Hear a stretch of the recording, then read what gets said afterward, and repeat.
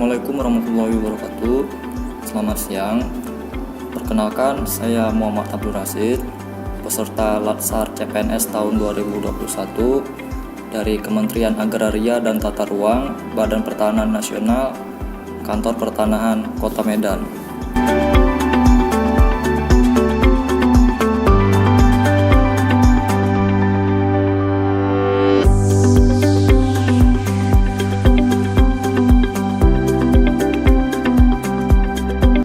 Satu bentuk penerapan nilai akuntabilitas dalam lingkungan ASN adalah penggunaan sumber daya atau barang milik negara, salah satunya yakni kendaraan dinas. Penggunaan kendaraan dinas oleh seorang ASN diharuskan untuk bertanggung jawab terhadap kendaraan dinas tersebut. Salah satunya seperti merawat kendaraan dinas tersebut seperti milik pribadi. Akan tetapi, dalam penggunaan kendaraan dinas tersebut, seorang ASN harus menggunakan kendaraan dinas tersebut hanya digunakan untuk kepentingan instansi. Sebagai contoh, saat dilakukan pengukuran atau saat dilakukan cek lapang oleh petugas.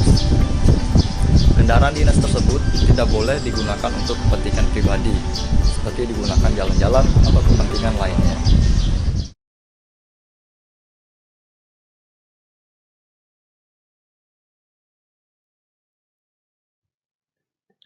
Indonesia dikenal sebagai negara yang agamis.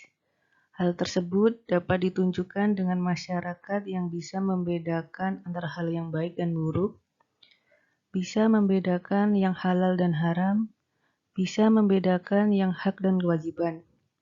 Nilai-nilai ketuhanan yang terkandung dalam masing-masing agama dapat diwujudkan secara nyata dalam perilaku kita sebagai ASN, seperti religius, toleran, etos kerja, transparan, tanggung jawab, amanah, percaya diri, dan jujur.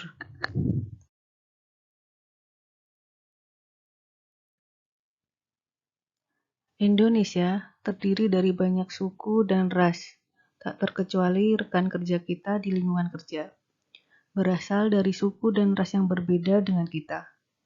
Dalam berhubungan dan bergaul dengan rekan kerja, baik itu untuk hubungan pekerjaan maupun di luar pekerjaan, kita harus selalu menghormati dan menghargai suku, ras, dan agama mereka. Jangan malah menjelek-jelekan dan mengolok-oloknya, apalagi mengucilkannya. Kita jadikan perbedaan itu untuk lebih mengenal bangsa kita yang beraneka ragam suku, ras, dan agama.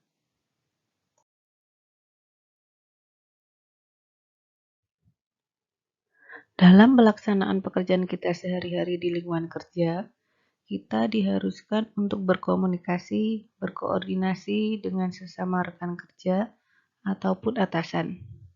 Tidak semua rekan kerja dan atasan menggunakan bahasa lokal atau daerah yang sama dengan kita. Karena perbedaan suku dan ras, bahasa daerahnya pun berbeda. Untuk itu, selalu gunakan bahasa Indonesia yang baik dan benar sebagai bahasa nasional dan sebagai bahasa pemersatu kita di lingkungan kerja.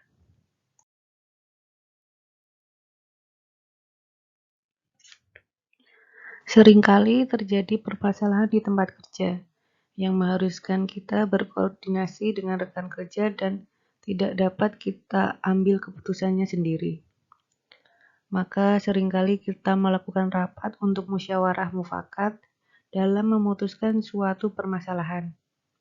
Dalam rapat tersebut, kita seringkali menerima kritik, saran, pendapat, baik dari atasan maupun sesama rekan kerja.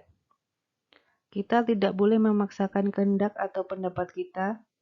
Kita harus menerima kritik, saran, serta pendapat itu dan memilahnya serta menelaahnya mana keputusan yang baik untuk penyelesaian pekerjaan itu.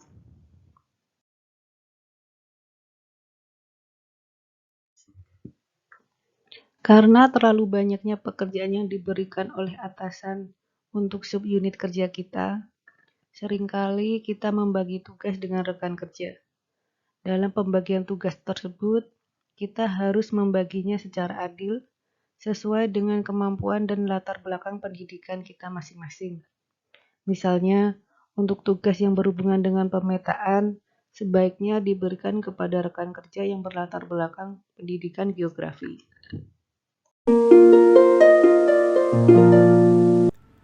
Salah satu sumber kode etik bagi ASN adalah Peraturan Pemerintah Nomor 53 Tahun 2010 tentang Disiplin Pegawai Negeri Sipil.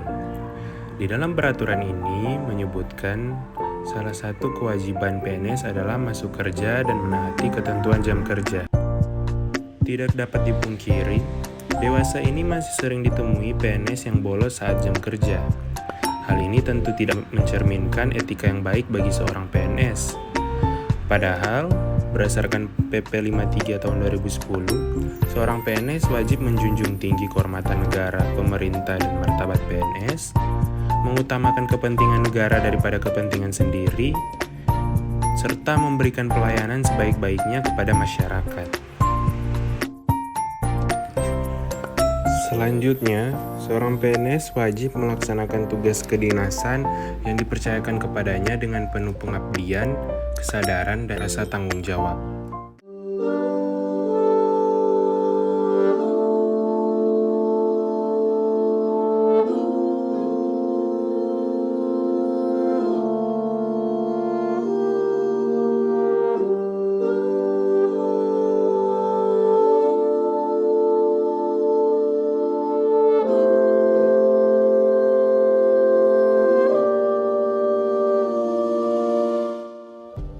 Dengan datang kerja tepat waktu dan tidak menunda pekerjaan, kita telah menerapkan efisiensi dan efektivitas dalam bekerja.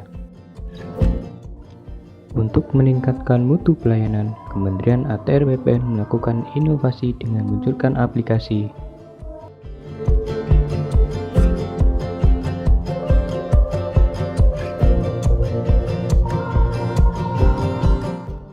Dalam aplikasi Sentuh Tanahku, masyarakat dapat dengan mudah mengakses informasi tentang pertanahan.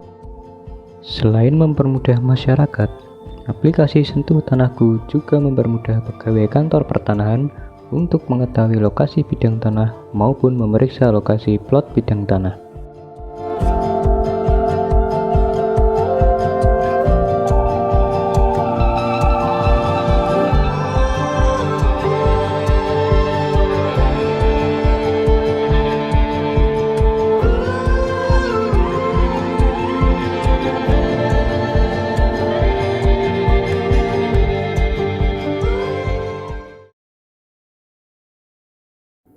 Selain 4 nilai yang telah dijelaskan oleh teman-teman saya, terdapat satu nilai yang terakhir, yaitu anti korupsi. Anti korupsi sendiri berarti baik perilaku yang mengakibatkan kerusakan atau kebobrokan di masyarakat, dan dampaknya itu bukan hanya di masyarakat luar saja, tetapi bisa di pribadi dan keluarga kita. Dan dampaknya mungkin tidak akan kita rasakan pada saat ini, tapi bisa di kemudian hari. Nah, berikut beberapa contoh perilaku anti korupsi dan beberapa yang tidak boleh kita lakukan.